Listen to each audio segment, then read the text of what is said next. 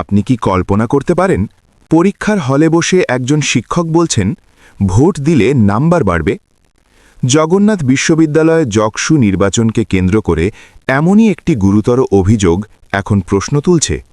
এটা কি শুধু একটি বিচ্ছিন্ন ঘটনা, নাকি শিক্ষাঙ্গনে রাজনৈতিক নৈতিকতার ভয়ঙ্কর অবক্ষয়ের আরেকটি উদাহরণ?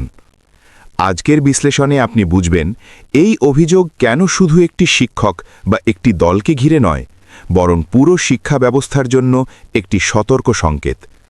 আপনি জানেন, জগন্নাথ বিশ্ববিদ্যালয় কেন্দ্রীয় ছাত্র সংসদ যকসু নির্বাচন চলাকালীন ইসলামিক স্টাডিজ বিভাগের সহযোগী অধ্যাপক ডক্টর তারেক বিন আতিকের বিরুদ্ধে অভিযোগ ওঠে। তিনি সেমিস্টার ফাইনাল পরীক্ষার সময় শিক্ষার্থীদের বলেন, ছাত্রদল সমর্থিত ঐক্যবদ্ধ নির্ভীক জবিয়ান প্যানেলে ভোট দিলে পরীক্ষার খাতায় 10 নম্বর বাড়িয়ে দেওয়া হবে। এটা যদি সত্য হয়, তাহলে এটি শুধু অনৈতিক নয়, এটি সরাসরি শিক্ষা ব্যবস্থার উপর আঘাত। আপনি খেয়াল করুন, একজন শিক্ষক ও একজন শিক্ষার্থীর সম্পর্ক কখনোই সমান ক্ষমতার নয়। শিক্ষকের হাতে থাকে নাম্বার, ভবিষ্যৎ, একাডেমিক মূল্যায়ন। এই অবস্থায় পরীক্ষার হলে রাজনৈতিক প্রস্তাব দেওয়া মানে কি? এটি হলো ক্ষমতার অপব্যবহার।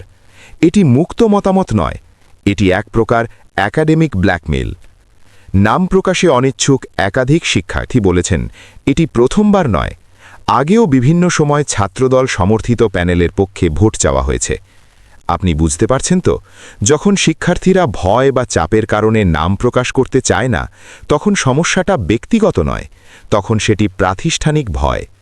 অভিযুক্ত শিক্ষক ডক্টর তারেক বিন আতিক এই অভিযোগ অস্বীকার করেছেন।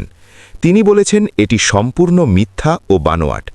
কিন্তু প্রশ্ন হল, যদি সত্যিই কিছু না হয়ে থাকে, তাহলে এতগুলো শিক্ষার্থী একই অভিযোগ কেন তুলছে? এখানেই তদন্তের গুরুত্ব আসে। জাকসুর প্রধান নির্বাচন কমিশনার স্পষ্ট বলেছেন, এ ধরনের ঘটনা ঘটলে তা আচরণবিধির সরাসরি লঙ্ঘন। লিখিত অভিযোগ পেলে তদন্ত করা হবে। কিন্তু আপনি জানেন, শুধু অভিযোগ পেলে দেখব বললে কি যথেষ্ট, নাকি এখানে স্বপ্রণোদিত তদন্ত প্রয়োজন? আপনি যদি বড় করে দেখেন, এই ঘটনা কেবল ছাত্রদল বনাম অন্য দল নয়। এটি প্রশ্ন তোলে, শিক্ষক কি রাজনৈতিক কর্মী হয়ে উঠছেন? শিক্ষার্থীর ভোট কি নাম্বারের বিনিময়ে কেনাবেচা হচ্ছে? শিক্ষাঙ্গন কি আর নিরপেক্ষ থাকছে?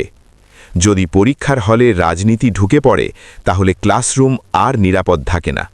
আপনি ভাবুন, আজ 10 নম্বরের লোভ, আগামী দিন চাকরির সুপারিশ, তারপর রাজনৈতিক আনুগত্য। এই ধারাবাহিকতা চলতে থাকলে মেধা নয়, পরিচয় হবে সবচেয়ে বড় যোগ্যতা, আর সেখানেই শিক্ষা ব্যবস্থার মৃত্যু। আপনি যদি এই ঘটনাকে ছোট করে দেখেন, তাহলে সেটিই হবে সবচেয়ে বড় ভুল। কারণ আজ যকসু, কাল অন্য কোনো বিশ্ববিদ্যালয়।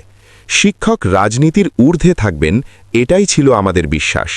এই বিশ্বাস ভাঙলে ক্ষতি হবে শুধু শিক্ষার্থীর নয়, ক্ষতি হবে পুরো রাষ্ট্রের ভবিষ্যতের। এখন সময় স্বচ্ছ তদন্ত, দৃষ্টান্তমূলক ব্যবস্থা এবং শিক্ষাঙ্গনকে রাজনীতির অপব্যবহার থেকে মুক্ত করার। দর্শক, আপনি কি মনে করেন? কমেন্টে জানান আপনার মতামত। আর এই বিশ্লেষণটি ভালো লাগলে লাইক দিন, শেয়ার করুন আর সাবস্ক্রাইব করে নবকলি স্টুডিওর পাশে থাকুন। সচেতন সমাজের পথে একসাথে হোক পথচলা। আল্লাহ হাফিজ।